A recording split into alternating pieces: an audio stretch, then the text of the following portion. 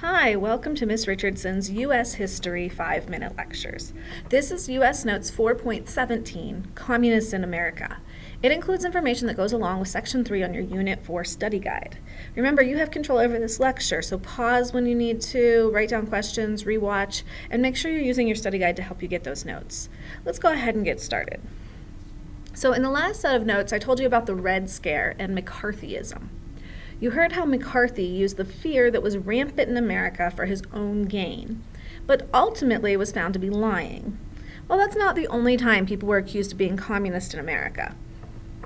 There are two instances from the early Cold War time period where Americans were accused of being communist spies, and the court system found them guilty, or found them guilty of something at least. These are the case of Alger Hiss and the case of the Rosenbergs. So first we're going to talk about Alger Hiss. Alger Hiss was a U.S. State Department employee who was accused in 1948 of being a spy for Russia. So he'd not been turned in by a coworker or a neighbor or even accused by McCarthy. He'd actually been accused by a British spy who was on trial. So this British guy got caught and he was on trial. So Hiss was accused by this other person, but there was no real evidence to tie him to the crime of passing secret information to the Soviets. So because of the lack of evidence, the U.S. really couldn't put Hiss on trial for espionage or for spying. However, he was put on trial for perjury, or lying under oath. In the original trial, Hiss denied passing secrets to the Soviets. The U.S. determined that that was a lie, put him on trial for the lie.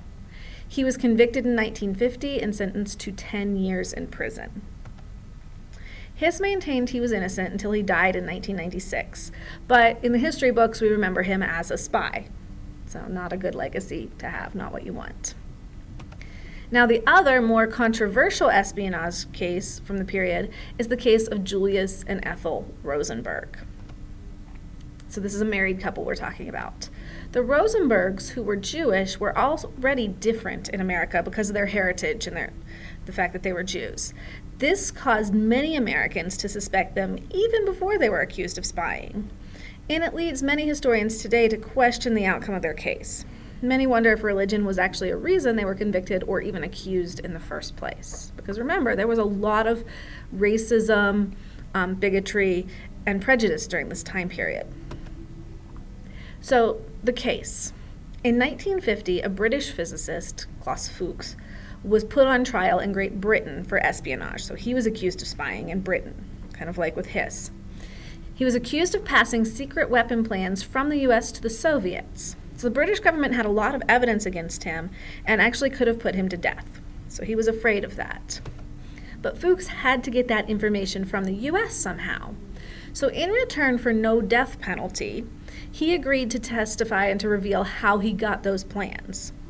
He gave up the Rosenbergs as the people who gave him those plans, claiming they had passed the secret plans to him, and then he had passed them on to the Soviets. Fuchs was sentenced to 14 years in a British prison, and the Rosenbergs were put on trial in the U.S. Both Rosenbergs proclaimed their innocence, saying they didn't do it, but the courts disagreed, and both were found guilty. Ethel Rosenberg's brother even testified against her and her husband, but he said that she had typed the documents that were passed along.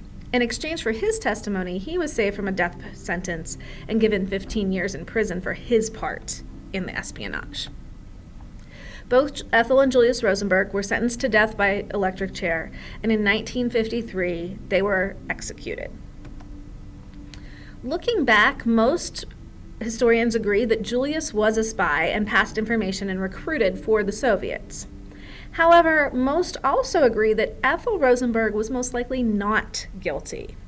Her brother even admitted later on that he had lied because it was his own wife who was the one who typed the documents. So he turned on his sister to protect his own wife. So while some accusations of communist acts were lies, others were true. So we had McCarthy lying, but in this case we also had spies in the U.S. That created a need for Americans to show their loyalty to others, which we'll look at in the next set of notes. So this is the end of 4.17.